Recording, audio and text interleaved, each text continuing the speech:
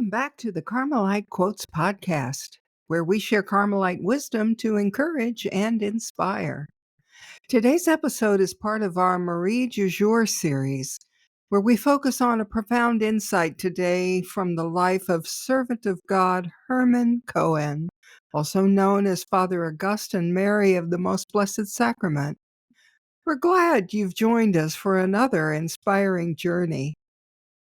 Servant of God Augustine Mary of the Most Blessed Sacrament, born Hermann Cohen, was a prominent figure in the 19th century Carmelite order. Born on November 10, 1810, in Hamburg, Germany, he grew up in a wealthy Jewish family. His early exposure to the Torah in the synagogue and his studies in a Protestant environment shaped his spiritual curiosity. As a child prodigy in music, he studied under the famous composer Franz Liszt and became a celebrated pianist. However, his life took a dramatic turn in 1847 when, during a church service at St. Valerian's, he experienced a profound religious awakening that led him to convert to the Catholic faith. Cohen's devotion to the Eucharist and to the Blessed Virgin Mary were central to his spiritual journey.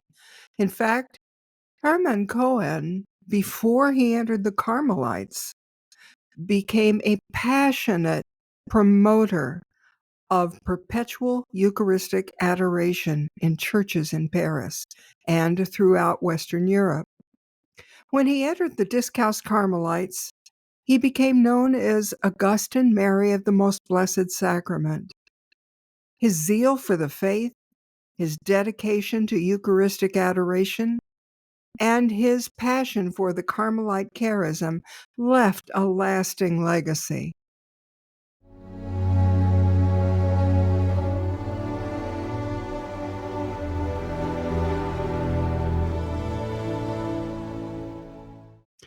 Today, we'd like to share a quote from a lecture that Hermann Cohen gave in 1863 to the Malines Catholic Congress in Belgium. Here's what he said. There may still be some who, from deference to the naturally staid, impassive character of the English, would counsel Catholics to maintain a certain reserve in their devotion to Mary, as though indeed there were any other than Mary who was to crush the head of error, as though there could be danger or excess where God has so wondrously surpassed himself.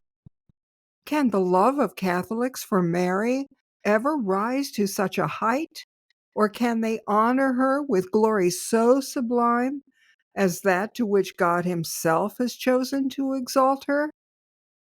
As if this filial homage could be out of place in England, the birthplace of the devotion of the Holy Scapular, the favored spot to which the Blessed Virgin came, bringing from heaven that pledge of salvation, to bestow it upon a religious not of Italy or of Spain, but on an English saint, born and bred in England, English in his labors, in his mission, and in his election as general of the Carmelite order.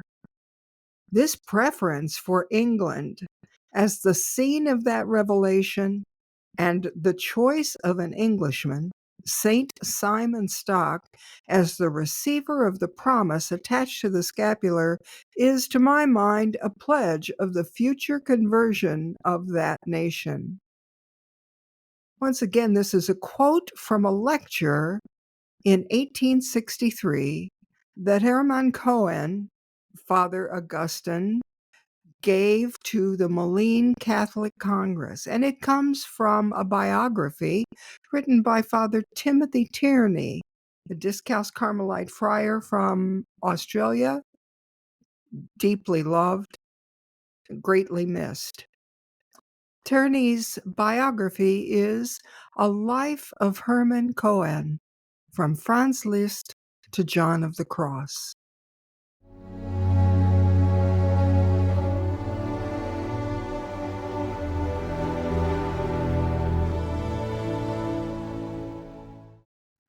Let's reflect for a moment on this lecture from Moline by Hermann Cohen. The term scapular frequently appears in the official resources from both the Ocarm Friars and the Discalced Carmelites, which reflects the brown scapular's deep spiritual and historical significance within the Carmelite family. And since today is the feast day of St. Simon Stock, it seems to be a fitting time to pause and recall the importance of the scapular in Carmelite spirituality. The scapular is a sign of Mary's motherly love and protection, symbolizing commitment to live like her, embodying her virtues and dedication to Christ.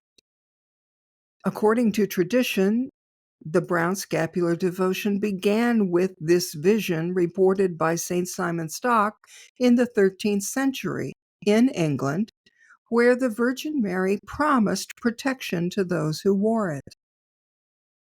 The Carmelites have specific rites for blessing and enrolling members in the scapular, including prayers and rituals that emphasize its significance as a sign of consecration to Mary and unity with the Carmelite order. But especially, the scapular represents a commitment to follow Jesus and emulate Mary's example, emphasizing openness to God's will, continuous prayer, and living a life of service and charity. You know, there are two quotes that we'd like to share that come from the popes because the popes have spoken about the scapular. In a letter to the Carmelites, Pope Pius XII wrote about the significance of the scapular as a habit or garment. He stated, "The holy scapular, which may be called the habit or garment of Mary, is a sign and a pledge of the protection of the Mother of God." And you know, Pope St. John Paul II had a lifelong devotion to the brown scapular. Even during his emergency surgery following the assassination attempt in 1981, he insisted that his brown scapular should not be removed during the surgery. St. John Paul II spoke about the scapular as a symbol of Mary's constant protection and a call to live a Christian life through prayer, sacraments, and acts of mercy. In his letter to the Discalced Carmelite and the Carmelite order, he stated, "Two truths are evoked by the sign of the scapular. On the one hand, the constant protection of the Blessed Virgin.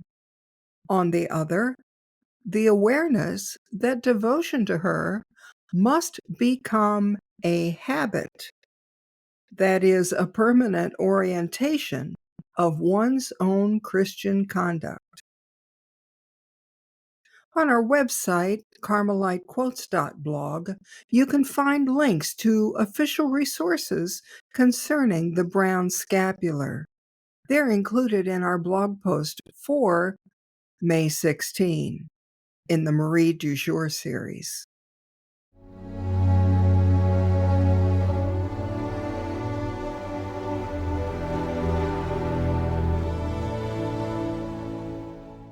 Thank you for joining us for today's episode of the Carmelite Quotes podcast. We hope this reflection on the life and words of Hermann Cohen has inspired you. Father Tierney's marvelous biography, A Life of Hermann Cohen, was published in 2017 by Balboa Press.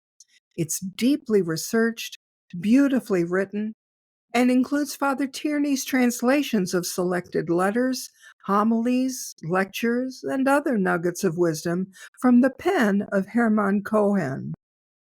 And don't forget to visit our blog for more insights and resources on Cohen, St. Simon Stock, and many of our Carmelite saints and authors. Just visit us at carmelitequotes.blog.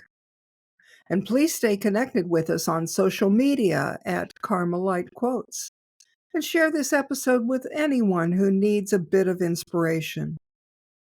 As always, our special thanks to Sean Beeson for the music. And until next time, blessings from Carmel.